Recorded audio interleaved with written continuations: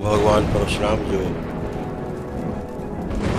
One man army कहे जाते हैं, अकेले ही पूरी आर्मी, कभी किसी से नहीं हारे।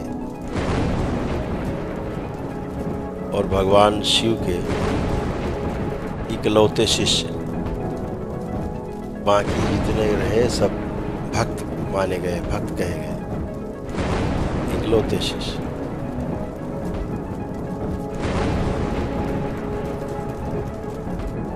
और हर युग में रहे, पौराणिक काल से लेकर के आज तक हर जगह उपलब्ध रहे, हर जगह सर्वत्र रहे। अगर अपने पिताश्री की स्मृतियों के चलते जो स्मृतियां रह गई पितृमुक्त के बाद भी,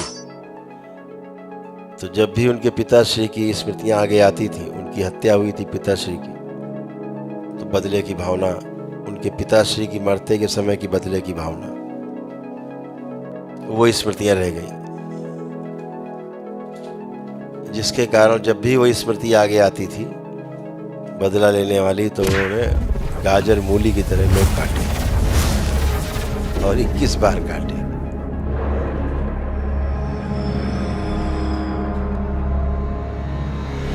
अब देखा जाए तो भगवान परशुराम ने एक भी हत्या नहीं की,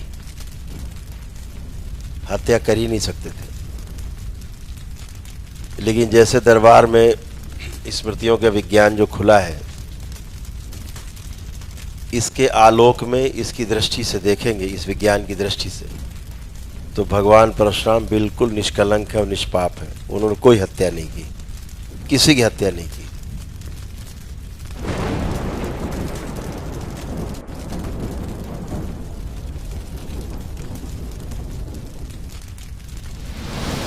वो स्वयं में इतने शक्तिशाली थे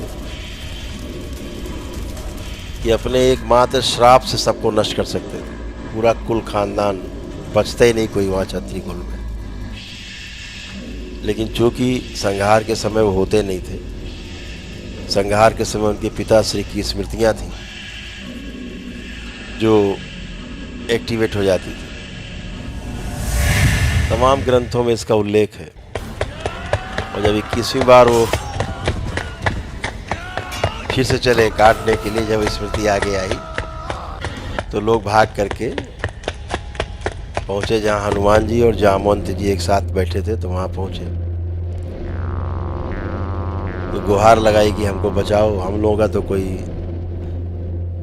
हाथ है नहीं उनके पिताश्री की हत्या में, हम लोग निष्पाप हैं और हम लोगों ने कोई हत्या नहीं की, निर्दोष है।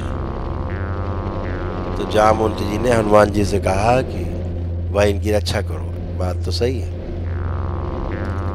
और देखो कि इतना बड़ा ऋषि इतनी हत्या कैसे कर रहा है। तो कथा है कि हनुमान जी जाते हैं बात करने, चूंकि हनुमान जी स्वयं रुद्र के 11वें अवतार कहे जाते हैं शिव के, तो उन्होंने बात की तो बात नहीं बनी। तो परशुराम जी ने कहा भाई तुम भी जाओ, नहीं तुम भी, तुम्हारा वध भी हम कर देंगे। तो फिर युद्ध हुआ, 5 दिन युद्ध चला, ऐसी कथा है। 5 दिन हनुमान जी में और परशुराम जी में युद्ध चला। अब वो तो भगवान परशुराम खुद ही थे, वो कहाँ हारने वाले।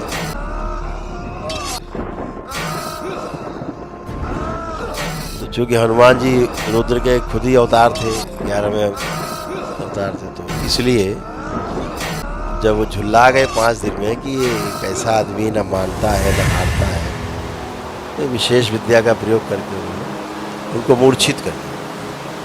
और मूर्छित करके एक वृक्ष में लाके बांधा और उनके मस्तिष्क में प्रवेश करके जब देखा कि ऐसा क्या है इनके मस्तिष्क में, तो हनुमान जी ने देखा कि उनके पिताश्री की, उनके पितरों की स्मृतियां बाकी रह गई थी जिनकी हत्याएं हुई थी। अब जिसकी हत्या होगी, मरते समय आदमी यही सोचता है कि हम बच जाएंगे तो बदला नहीं, वही स्मृतियां आगे आ जाती हैं। तो परशुराम जी वैसे ही करने लगे। सोचिए स्मृतियां कितनी प्रभावशाली हैं। स्वयं भगवान परशुराम भी नहीं बचे इससे। तब कथा है कि हनुमान जी पितृलोक गए, वहाँ के अधिपति से उनके पितरों को लेके आए और उनसे कहा भैया अपनी स्मृतियाँ समेटो, ये सब ले जाओ यहाँ से। तो उन लोगों ने सारी स्मृतियाँ समेटी और ले गए।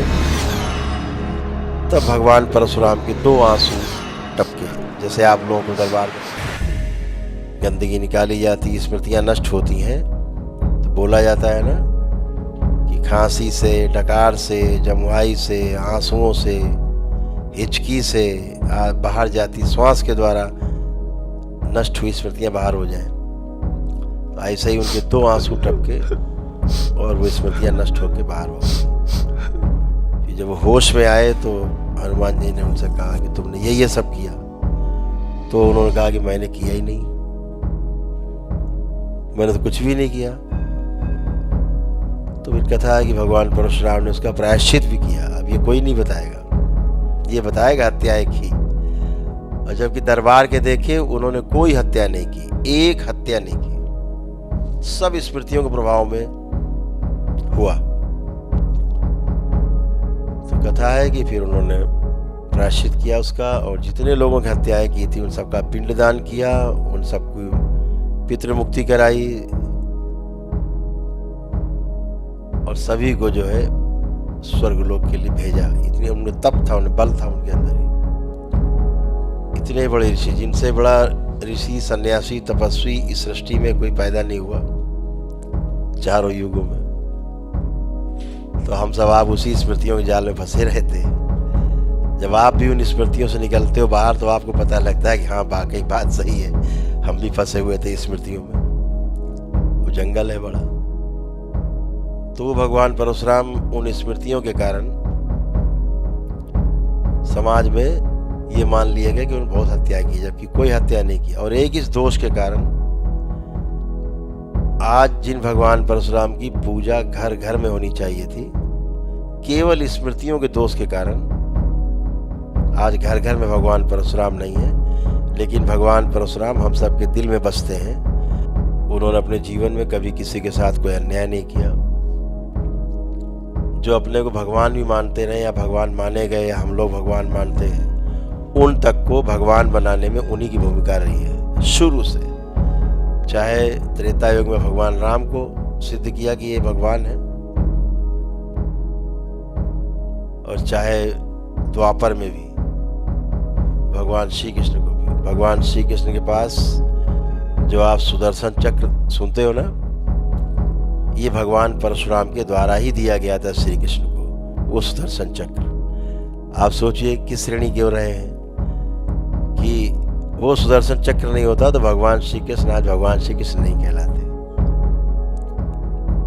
तो तमाम बड़े बड़े अस्त्र शस्त्र, प्रक्षेपास्त्र, बड़े बड़े योद्धाओं को देने वाले में उन्हीं की भूमिका रहती थी। ब्रह्मास्त्र वगैरह सब उन्हीं की देन थे। तो सभी उनको नमन करते हैं हृदय से